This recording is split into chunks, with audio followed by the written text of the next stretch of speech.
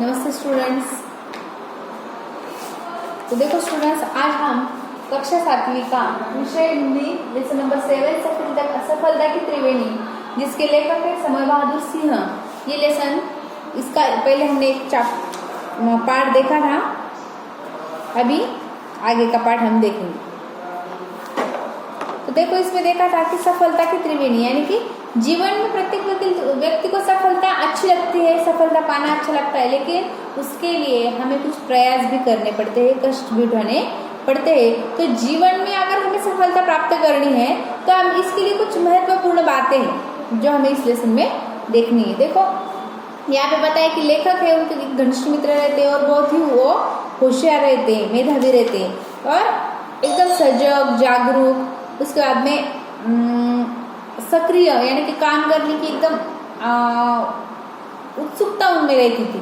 तो ऐसे जो है, तो उनमें उनको लेखक ने पूछा कि ये सब जो इतने अच्छे कार्य करते हो आप, सजग है, उन्मुख है, सक्रिय है, तो इसके पीछे क्या कारण है, यानी कि आपने ये कैसे सीखा या क्या रहस्य है इन सब बातों का।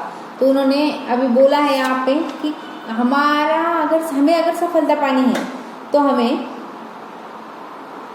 कुछ बातों का ध्यान रखना चाहिए। और वो कौन सी बातें, वो यहाँ पे बताया है उन्होंने कि हमने आहार का ध्यान रखना चाहिए। आहार यानी कि आहार में ही हमारा अगर स्वास्थ्य ठीक है, स्वास्थ्य अगर ठीक है तो हम कोई भी कार्य अच्छी तरीके से कर सकते हैं। उसके बाद में उन्होंने वो यहाँ पे एक बोला था कि अकबर बादशाह का भी उदाहरण यहाँ पर दिया था उन्होंने कि वो 24 घंटों में बस एक ही बार खाना खाते थे, और वो है जब उनको सच्ची भूख लगती थी तभी वो खाना खाते थे। यानी कि जब हमें सच्ची भूख लगती है तभी हमने पेट भर के खाना खाना चाहिए। ऐसे अगर सब खाने के लिए बैठ गए और हमने खाना है, ये गलत बात है। ये वो यहाँ पे उन्होंने बताया। अभी देखो उन्होंने आगे की क्या आदत बताई कि जिससे हम सफलता पा सकते हैं। अपनी आदतों को भी हम यथासंभव अच्छी रखें। अपनी जो आदतें रहती है वो हमने यथासंभव हो सके तो अच्छी ही रखनी चाहिए। सोने जागने नित्य कर्म आदि में नियमितता बरते, यानी कि हमने सोने का टाइम, जागने का टाइम और नित्य कर्म जो है हमारे जो रेगुलर डेली वर्क है उसमें हमने नियमित टाइम में ही वो काम करने चाहिए। सांसारिक सुखों का उपभोग करें किंतु संतुलन होकर नहीं। जो सांसारिक सुख है, जिससे क्या है कि हमने अगर टीवी देख रहे हैं तो टीवी देखते रहे, उसमें टाइम हमें कुछ काम करना है वो छोड़ दे, उसके बाद में सोने के लिए गए तो बहुत देर तक सोते रहिए, बहुत गलत बात है। यानी कि इसमें भी हमने नियमितता बरतनी चाहिए, संतुलन हमने कामों में रखना चाहिए। आहार विहार बिगाड़ देने से ही रोग होते हैं। अगर हमने आहार बिगाड़ दिया उसमें तो उससे हमें क्या होते हैं, रोग होते हैं, और उनको ठीक रखने से रोग स्वयं दूर हो जाते हैं। अगर हमने आहार अगर अच्छे से रखा तो ये जो रोग होने वाले हैं वो स्वयं ही अपने आप से दूर हो जाते हैं। देखो, अच्छे स्वास्थ्य के लिए आहार विहार में संतुलन तो होना ही चाहिए। अच्छे स्वास्थ्य अगर हमने रखना है, हेल्दी रहना है हमें, तो हमारा जो आहार विहार है उसमें संतुलन हमने रखना चाहिए। साथ ही में हमें अपनी रुचि और सामर्थ्य के अनुसार नियमित रूप से व्यायाम भी करना चाहिए। जैसे कि हमें जो व्यायाम पसंद है तो रुचि और अपने सामर्थ्य के अनुसार हम क्या कर सकते हैं, इसके अनुसार हमें नियमित रूप से व्यायाम करना चाहिए, यानी कि एक्सरसाइज भी हमने हर रोज डेली करनी चाहिए।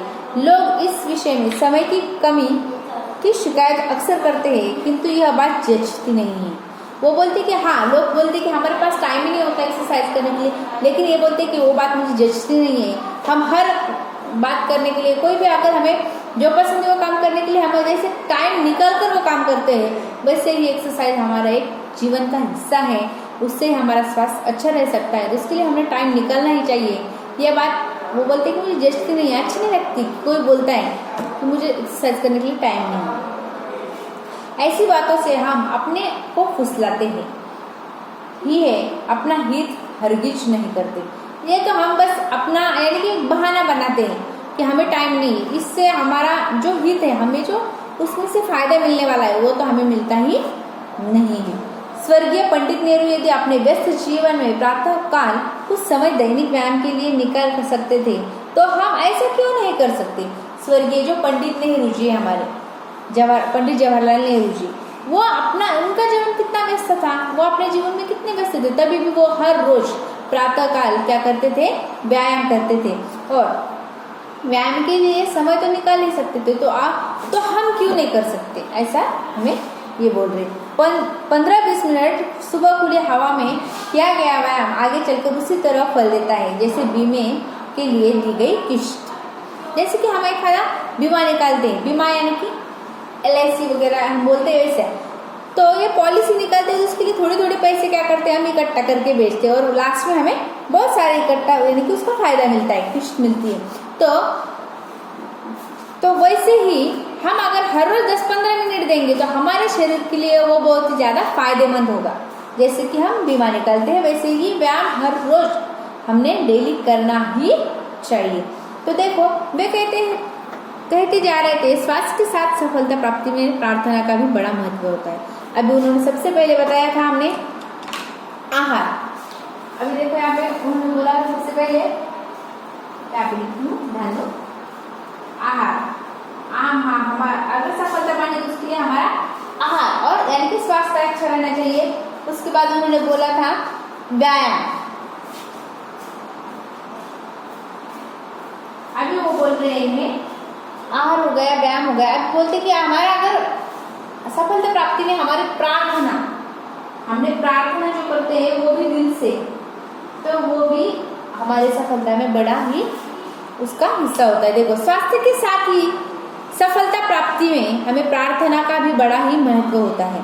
हृदय से की गई सच्ची प्रार्थना, अगर हम दिल से हृदय से किसी के लिए प्रार्थना करते हैं, हम खुद के लिए कुछ प्रार्थना करते हैं, वो कभी भी बेकार नहीं जाती, वो मनुष्य को मनचाहा फल देती है। अगर हम सच्चे मन से कोई प्रार्थना करते हैं तो हमारे यानी कि मनुष्य को मनचाहा फल वो देती है।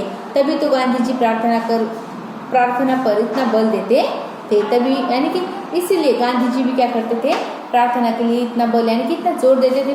गांधी जी भी क्या करते थे, प्रार्थना करते थे। समर्पण की भावना से की गई प्रार्थना से एक अजीब शक्ति मिलती है। अगर हम समर्पण के भावना से अगर कोई प्रार्थना कर रहे हैं, यानी कि किसी के लिए समझो कुछ मांग रहे हैं और वो एकदम दिल से मांग रहे हैं, तो भगवान वो इच्छा हमारी जरूर पूरी करता है। उससे हमें एक अजीब शक्ति भी मिलती है।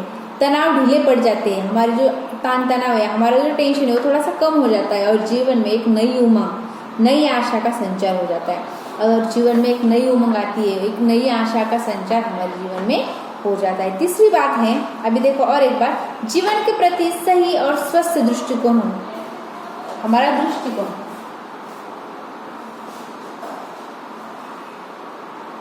सही कैसा होना चाहिए, दृष्टिकोण हमारा सही और सकारात्मक होना चाहिए, यानी कि पॉजिटिव। हम अगर जीवन में कुछ काम करते हैं तो उसके लिए हमारा दृष्टिकोण जो होता है वो सही होना चाहिए और सकारात्मक भी होना चाहिए।